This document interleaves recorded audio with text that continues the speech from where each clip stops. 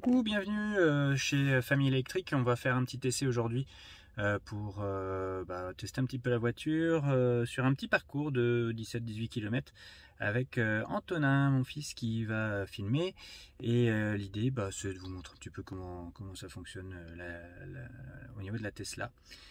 Pilote automatique, GPS, et puis regardez un petit peu les consos. Voilà, alors on est parti. Bon c'est parti pour un petit trajet de 17 km avec la Tesla Model 3 pour emmener Antonin au foot. Ça va, Antonin? Ouais, ça va. Alors on va à Aulnay aujourd'hui, donc voilà, c'est juste une petite vidéo pour vous montrer comment se passe la conduite en Model 3 sur un petit parcours. Donc on a toujours le réflexe, malgré les caméras, de regarder en live, en vrai. Voilà, et on y va, on est parti. Donc on a mis le GPS en route. Et là, donc on va partir. De Clé-Souilly pour la Seine-et-Marne. Donc voilà, vous voyez déjà peut-être ce qui est intéressant. Donc quand je mets le clignotant maintenant, on a le rappel d'angle mort à l'écran. Hop, voilà. Et puis voilà, je veux dire, cette voiture elle est vraiment hyper silencieuse. C'est pas la plus silencieuse du marché, mais c'est vraiment hyper sympa. Et là je dis merci à mon fils Antonin de filmer. Ça va? Ouais, ça va. Ça te plaît la Tesla? Ouais, c'est super. Hein. Ouais. Voilà, donc on va essayer de regarder. Alors ce qui est un peu dommage, c'est que j'ai pas fait la remise à jour du compteur avant de commencer, mais voilà, on va avoir le trajet actuel. Voilà, où là on vient de partir, et donc on va surveiller un petit peu notre conso à partir de cet écran. Voilà, c'est le genre de trajet qu'on fait quasiment chaque week-end. On va revenir sur ce menu-là juste pour regarder la conso avec le compteur. Voilà, donc là en durée, en moyenne on a 14,9 sur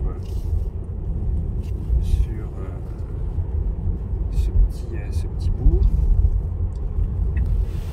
Et là on va sortir. Voilà. Donc c'est le GPS, voilà, c'est Google en fait.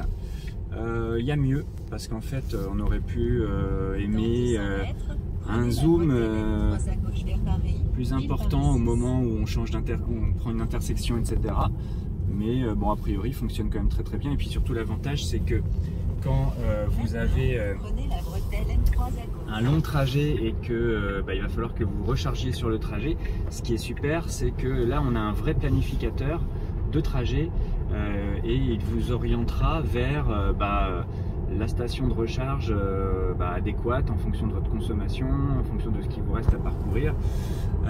Voilà, donc ça c'est vraiment super. Puis avec le réseau de superchargeurs Tesla, c'est encore mieux. Ok, on va vous montrer un petit peu la conduite autonome, puisqu'on est sur une petite portion d'autoroute. Donc je vais appuyer 2 fois là sur le commodo. Voilà, et c'est parti. Donc là on est en conduite autonome. Bon, je mets quand même mes mains pour vous montrer un petit peu. Mais la voiture, allez, j'enlève. La voiture conduit vraiment toute seule. Voilà, donc par sécurité, la voiture va nous demander de temps en temps de bouger un petit peu le volant pour bien voir qu'on est là, mais c'est vraiment hyper agréable. Donc là j'ai enlevé le pied de l'accélérateur, elle gère toute seule la conduite. Voilà, le volant il bouge tout seul. Voilà, elle vient de prendre le petit virage pour vous montrer Antonin, voilà, en même temps. Voilà, je vais vous montrer peut-être devant.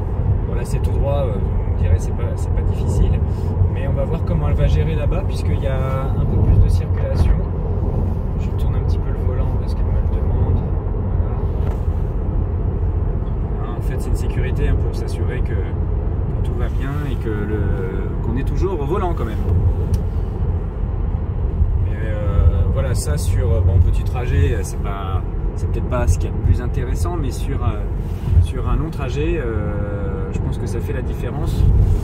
Alors on voit qu'elle nous présente bien les lignes, voilà, elle détecte bien les lignes sur le côté. Cette voiture voit tout, hein. Chaque fois que je double une voiture, elle le voit. Alors ça c'est l'autopilote standard, hein. C'est pas l'autopilote amélioré. L'autopilote amélioré, il vous permet en plus d'automatiser vos dépassements. Bon voilà, c'est une option supplémentaire. Voilà, elle me demandait de tourner. Alors il faut savoir que si vous ne le faites pas, au bout de je crois 3-4 fois où vous ne répondez pas à sa demande, elle désactive l'autopilote pour la totalité du trajet. Alors regardez, voilà, il y a une voiture devant qui s'insère. La voiture toute seule, elle ralentit, elle freine même, et elle reste bien sur ses voies. D'accord ? Il va y avoir un virage qui arrive là-bas, peut-être Antonin tu vas pouvoir le filmer, on voit, hein, il y a un virage qui arrive et la voiture va gérer, je pense, toute seule, on va voir en tout cas si c'est bien le cas. J'enlève un petit peu mes mains, voilà. Elle ralentit parce que ça passe à 70, les voitures devant, voilà, il faut tourner un petit peu. Voilà. Ça passe à 70, voilà, là elle prend le virage tout seul, vous regardez, le volant tourne, elle suit la route. Voilà, on regarde quand même, on fait attention qu'elle ne décroche pas, mais c'est vraiment super agréable, elle est à la bonne vitesse. Voilà. Donc voilà, je pense que vous comprenez le principe de l'autopilote, mais c'est vraiment un truc vraiment qui fonctionne bien chez Tesla. Bon, il y a d'autres constructeurs aussi qui le font. Alors voilà, là on a deux voies qui se mettent en une. La voiture a géré toute seule. Il y a une voiture en plus en même temps qui s'est insérée devant nous. Pas en zone queue de poisson, mais quand même, bon voilà, c'est un petit peu serré. La voiture a parfaitement géré le truc. Donc voilà, c'est bien de vous avoir montré ça un petit peu. Maintenant, je reprends la route moi-même. Alors du coup on va vous montrer, là on a fait 12 minutes, 15 km, il ne reste pas grand chose de notre trajet. J'ai pas fait du tout attention, j'ai fait des accélérations quand même un petit peu, etc. On est à 14 kW donc par kilomètre, 13,9.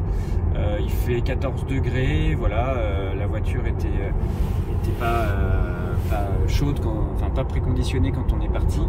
Donc c'est honorable, hein, voilà, 13,7, 13,6. Voilà, donc on est arrivé, hein, on a fait un trajet de 18 km pour 18 minutes à 13,1 kWh. Il faisait 14 degrés, donc c'est plutôt une super conso, je trouve. Voilà, on peut mieux faire, hein, bien sûr, mais voilà.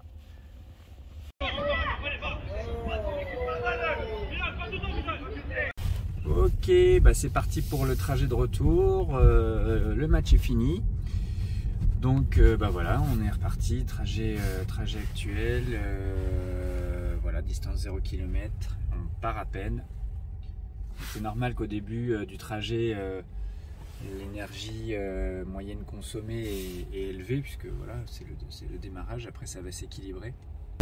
Donc voilà, ce qui est sympa avec cette voiture aussi, bon, je pense que tout le monde le sait, hein, mais c'est le mode conduite à une pédale.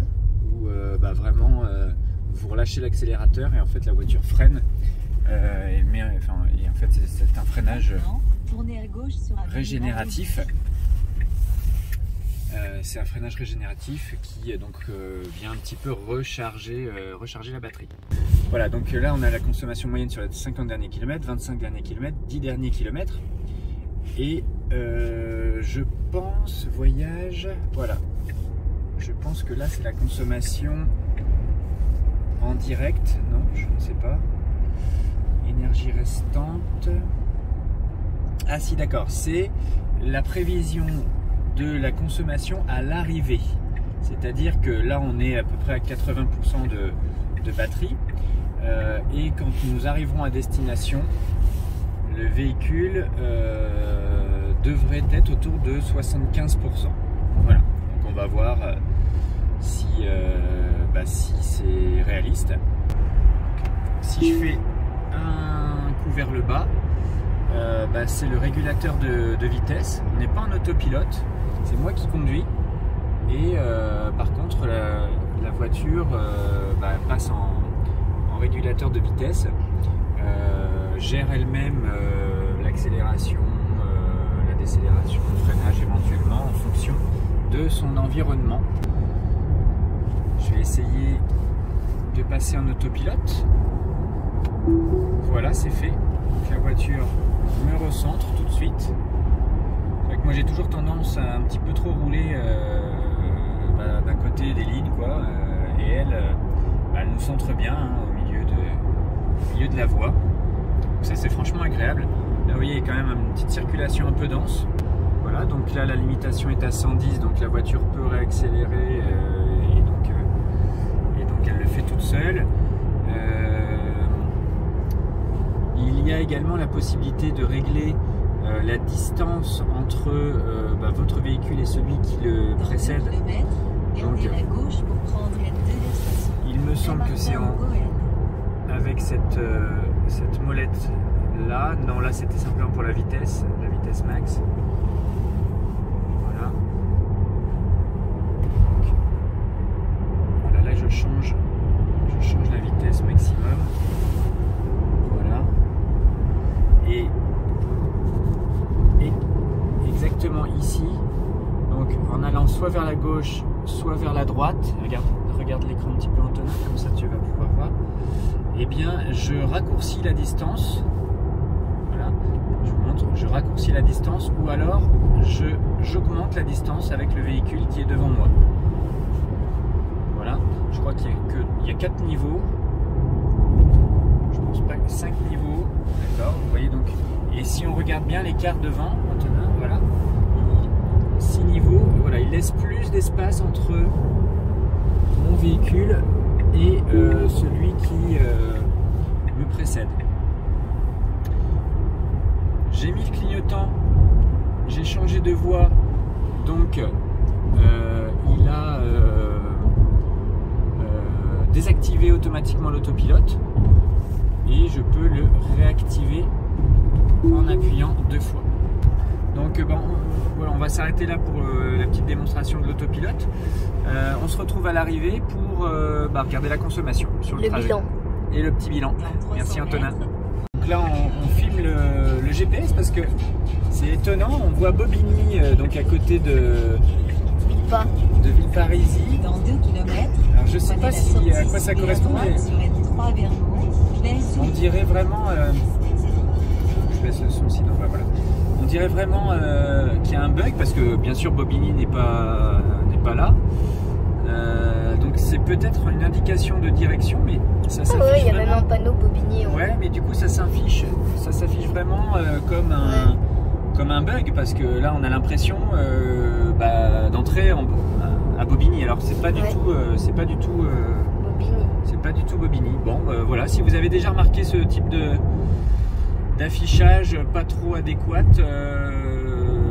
voilà, n'hésitez pas à me le dire en commentaire, à me donner la raison. Donc voilà, on est sur la 104 pour ceux qui connaissent, et donc c'est absolument pas Bobigny que vous voyez là, puisque c'est plutôt Villeparisis. C'est peut-être quelque chose car ça s'affiche pas comme les villes, il y a une espèce de bulle un peu et là ça vient de partir. Disparu, là. Voilà. Bon voilà, donc ça y est, le trajet est terminé, donc on fait le petit bilan conso. Je suis désolé, mais vous voyez, j'avais loupé l'info, donc en fait on aurait pu avoir la consommation instantanée ici en appuyant sur ce petit bouton là, voilà, sur l'écran. Donc vous pouvez retrouver donc sur cet écran la consommation sur les 10 derniers kilomètres, les 25 derniers kilomètres ou les 50 derniers kilomètres. Donc si on prend sur les 10 derniers kilomètres, on a une prévision de 910 km restants, 919, ce qui n'est absolument pas possible. Donc là c'est peut-être la spécificité des batteries LFP où le calcul en fait le calcul d'estimation est peut-être un peu compliqué à faire. Dites-moi ce que vous en savez dans les commentaires, c'est peut-être ça. Pareil sur les 25 derniers kilomètres, 944 km restants, et là prévision 535 km restants. Bon, c'est vrai que la voiture elle a très peu roulé pour le moment, donc difficile à établir. On est sur les 25 derniers, on est sur une moyenne de 12,2 et les 10 derniers 11,3. C'est normal parce qu'en fait on a fait pas mal de petites, voies en ville, quoi, sur les 10 derniers kilomètres. Si je regarde au niveau du voyage, on est arrivé avec 76% de batterie, ce qui est un petit peu mieux que la prévision que nous avions. Je crois que c'était exact, hein, non? Je crois que c'était 75, mais on vérifiera. Voilà. De toute façon, c'est bien. En tout cas, voilà, c'est plutôt pas mal. Donc, je pense que la batterie n'est pas encore totalement étalonnée là au niveau des prévisions. Puisque